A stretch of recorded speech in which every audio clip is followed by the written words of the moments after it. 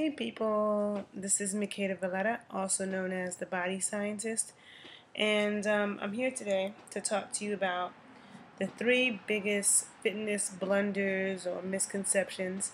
For those of you who don't know me, I am a strength and conditioning coach certified by the NSCA, the National Strength and Conditioning Association. I am also a USA weightlifting coach and a personal trainer and sports nutritionist, and I have been doing this for 10 years, okay? So my research comes from the books and from doing, okay, from actually working with clients. And, I see that, the fitness industry puts out a lot of propaganda. And there's a lot of things that, like the average person thinks is a good idea to do when they want to get in good shape. But they actually ask the trainers, the good trainers, the people who know what's up, and people who read the research, and they often will tell you something different, okay? So one of the biggest fitness misconceptions, I would say, number one, is that most people think that in order to become in good shape and be healthy, they think they have to run, okay? And they usually think they have to run for miles. There are many people who are laymen who, aren't doing anything, and then they say, I want to get in good shape, I want to run a marathon. So they think that going from doing nothing to having this goal of running a marathon is a good idea. But actually, it can be very destructive, okay? Marathon running is actually not as good for you as most people think. It can cause a lot of damage to your joints, to your ligaments, to your tendons. It's very catabolic, meaning that it causes the muscle and the bone to break down. This is why when you look at, like, if you go to any park and watch the people who are running around and jogging, they're usually very emaciated. They're usually caved in. They're usually skinny fat or flabby, as opposed to the body of a sprinter. If you look at somebody that runs a 200 meter, even 400 meter, the more muscular, the more tight, they're not all flabby and emaciated looking. So running distance is catabolic and sprinting is anabolic, meaning that it builds muscle, okay? So you don't want to lose muscle, because if you're running, especially with distance running, a lot of times in marathons, people are running on concrete, and concrete really is the worst surface that you can run on. Running on concrete, you're asking to injure yourself. You're asking for knee problems. You're asking for hip problems. Like, if you're going to run, do it on grass. The concrete is a no-no, okay? Even basketball players that I know that I've worked with, like, who are playing street ball on a concrete, it's only a matter of time before their knees are really messed up. And probably every basketball player I could think of that I've ever trained has knee problems and has had knee surgery, okay? So you really want to, pay attention to the surface that you're on as much as possible. Another thing about running, extreme aerobic running, is that it causes a lot of oxidative stress in the body too, which can actually be cancer causing and cause a lot of damage. Okay, so running on concrete, running distance on concrete causes your muscles to break down. So it's catabolic. It causes you to lose muscle, and muscle is a shock absorber. So muscle absorbs the shock that is being put in our body. So if you're running on concrete, you have all that shock going through your body, and then you're losing muscle, the very thing that would help absorb the shock, and that's twice as bad, okay?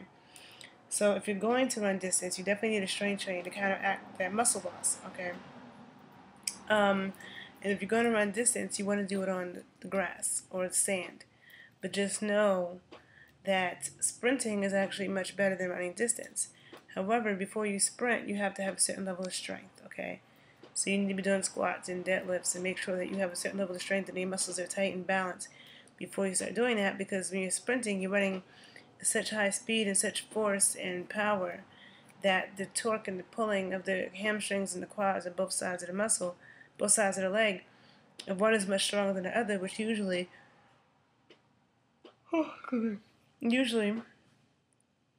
the quads are much stronger than the hamstrings. And that's true of women and men, athletes and non-athletes. So if you have way stronger quads than your hamstrings and you're sprinting really fast, the muscle is pulling and yanking on both sides of the bone, if that quad has way more strength and it's pulling, it causes the hamstring to rip. That's why it's one of the most common injuries with sprinters is hamstring tears, okay? But sprinting is anabolic. It builds muscle and burns fat, whereas running distance actually burns fat, and burns muscle. It burns fat too, but how much fat you burn doing distance aerobic activity depends on how much fat you had to begin with, and also depends on what you ate that day. But running distance also burns muscle as well as fat. Whereas, and muscle is a metabolic tissue in the body. So when you lose muscle, not only does more shot go to your joints, but it decreases your metabolism. So the more muscle you have, the more calories you need, even when at rest. The more muscles you have, the more muscle you have, the more you have to eat. And so you don't want to lose muscle. Okay, that's a no-no. So jogging and running actually can cause a lot more damage. And all the trainers I know who are good trainers, they don't ever recommend that their clients run.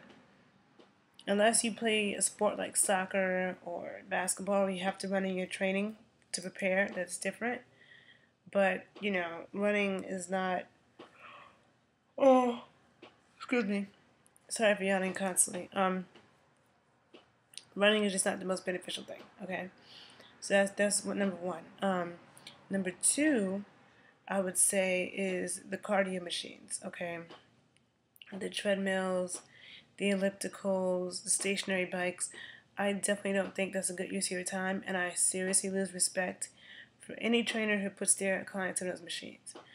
Because even with the treadmill, you know, a physicist would say you're doing no work because you're not going anywhere. You're in the same place. But a physiologist would say that you are doing some work because your heart rate is going up, so you are using some energy, so you are doing some work. However, I will say, yes, you're doing some work, but it's not the most beneficial use of your time. You know, what you could achieve on a treadmill in an hour, you could achieve in 10 minutes outside if you actually did real work. The other thing is that the treadmill, since the ground is moving from underneath you, you're not actually planting your feet and pushing off, and planting your feet and pushing off. You're not doing that. Instead, it's like you're trying not to fall. So there's different neuromuscular connection.